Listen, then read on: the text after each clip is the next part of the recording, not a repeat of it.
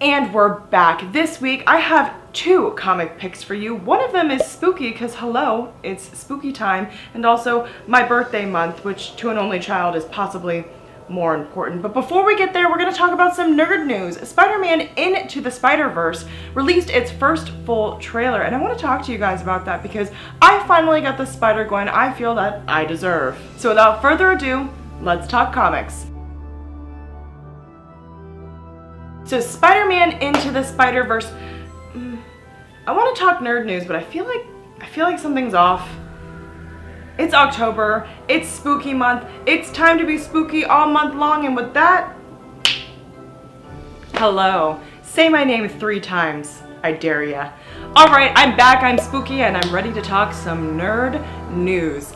I put all this makeup on while I was out in the newsroom, and it is October 4th today, and all of my coworkers were just like, Destiny's at it again. Yeah. Alright, well, let's talk Spider-Man Into the SpiderVerse. We got to see some new characters. So not only do we have a movie that's centered around Miles Morales, which is very exciting, but we also have kind of old man Peter Parker. I don't think he's an old man, but he's definitely past his Spider-Man up and comings. He's definitely older than the Tom Holland version, and he's definitely a little worn down. He's used to the celebrity, and he gets sucked into a new Spider-Verse where he's not quite the cool kid that he is in his old Spider-Verse. At least it seems that way anyway. He's left behind Mary Jane, his wife, I'm assuming, love of his life. Appears that they're doing their spider love thing over in his universe. And we also get to meet characters like Spider-Ham, who I love him. He's a talking pig, and yeah, they did right by bringing him into this, at least I think so. What do you think? More importantly than that, we get to see Gwen Stacy. I love Gwen Stacy, and she pops up, and she is just as bad as I want her to be, and then she's jamming on the drums. She is just a cool chick, and I am really excited to see a movie where she plays a pretty big role in that. I read the Spider-Gwen comics. I love Spider-Gwen. Shout out to the Spider Ladies. Also, we get to see Noir, who's like their weird goth cousin, which is a lot for me to say dressed like this right now. His voice is played by Nicolas Cage, which leaves me feeling torn. And what is he doing messing with spiders? The last time he messed with bugs, aka bees, it didn't go that well for him. Was that funny? I film alone in here. I'm alone in this makeup, alone in this room, nobody here to laugh at my jokes so I can gauge them and tell if I'm being funny. Anyway, I'm really excited for this movie because the animation looks really cool. It looks somewhere between sort of a Pixar film, which is, as you know, is like super 3D looking and stuff like that, and also like there are some really flat elements, so this sort of dichotomy between those two types of art looks like it's going to be really cool and give it a real comic booky feel, which I think is kind of hard to achieve in comic books except for putting that weird filter over you that has all the dots on it, you know?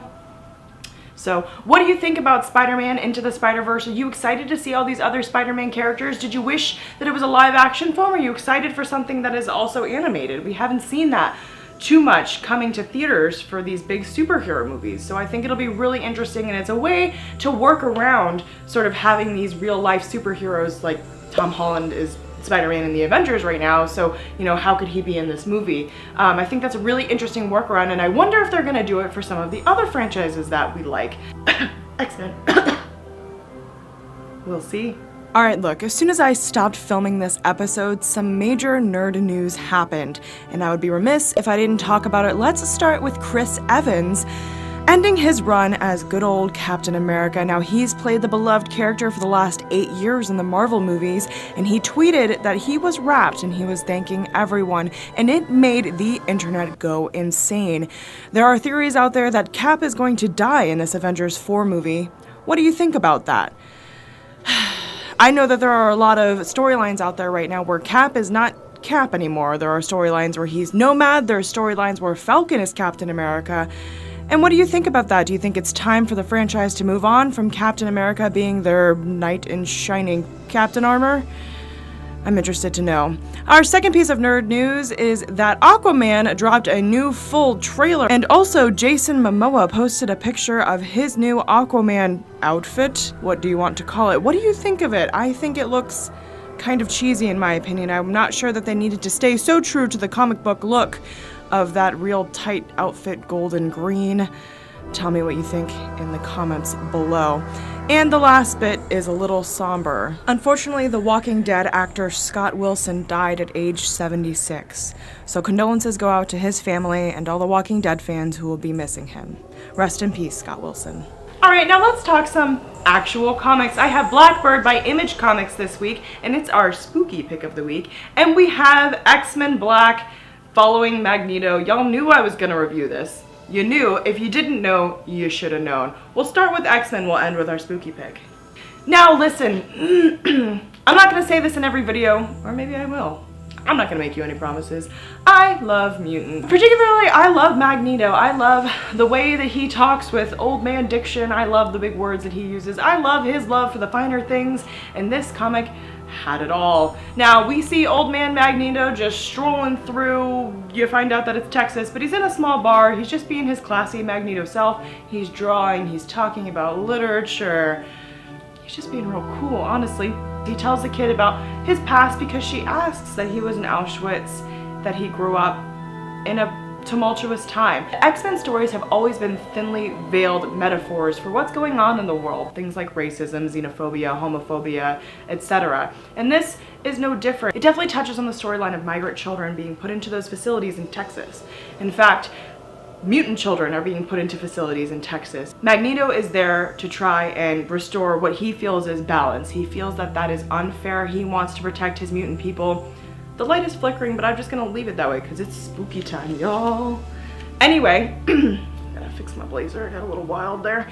He goes there to try and set the children free. And Magneto has always been one for mutant power, mutant equality, but at the sacrifice of humans, because humans are often kind of terrible to mutants. They call them slurs. They put them in internment camps. They don't treat them the way that Magneto feels that they should be treated. There is a lack of equality for sure. And so X-Men has always, and continues to in this comic, look at the power structure between minority and majority, even when the minority is quite powerful, like mutants. So it's really interesting, but I wouldn't say that it doesn't lack its political undertones, and I urge you to pick it up. But if you're looking for a comic to read that is also slightly relevant to the time, this X-Men Black Magneto will be a good one for you. Now, I'm real excited about this comic, Blackbird by Image Comics. Image Comics every week this month is gonna put out a spooky comic. At least that's what John at Coliseum of Comics on Park Street told me when I saw him this week. I get all these comics at Coliseum of Comics on Park Street in Jacksonville. John and Amber are so nice. They always help me find cool comics to talk about every week, and they can help you find something that you should be reading, but you're not. So go see them, tell them I said hi, pick up a comic and tell me about it. Tweet me. This is my Twitter. Tweet me. Alright, anyway, Blackbird is about a girl who sees magic in the world. She sees magic in the world, but the rest of the world isn't quite on the same page, so of course they think she's crazy, you know? It starts when she's a kid. She sees a vision of a really, really big earthquake, and then it happens. And then she's saved by this sort of spirit deity monster cat dragon. I'll show you a picture so you know that that was an actually accurate description and I'm not just bad at speaking words. Because she sees all this magic in the world and she's been basically gaslighted her whole life into believing that she is indeed crazy, she turns to drugs to deal with a lot of the drudgery of life. She's seen some tragedy.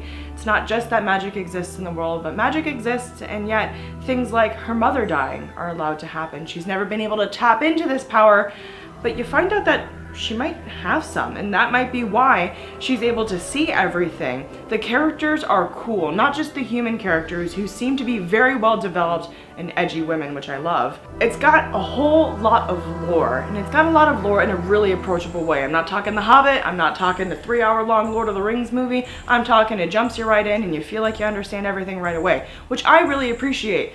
I like to do some research, but sometimes I just like to kick back with a cool comic about a girl who sees some magic. This is the one for you. It ties in spookiness, witchiness, and also just trying to live your life like an early 20-something, which is a lot. I'm 26 today. I don't think I get to say early 20s anymore, but that's okay. You get the picture. Blackbird was really good. I think that it tied in a lot of humanity that gets ignored in a lot of comics. So this main character had a really good backstory. She had some tragic things happen to her, but they don't feel conflated. They don't feel over dramatized. They feel like something that would actually shape the way that somebody sees the world. And it's very cause an effect. And I don't think you always see that in comics, so I really appreciate that about this one. If you're looking for a spooky comic, I would pick up Blackbird by Image Comics. I will be reading the rest of the comics that come out this week by Image because they're gonna be spooky, so get ready for that. I really appreciate you guys taking the time to hang out with me this week. I had 2 comic picks for you. That was X-Men Black following Magneto and Blackbird by Image Comics. We talked about Spider-Man Into the Spider-Verse, and I want to know what you're going to be this Halloween. Tell me in the comments. Thanks so much for watching. I'll see you guys next week.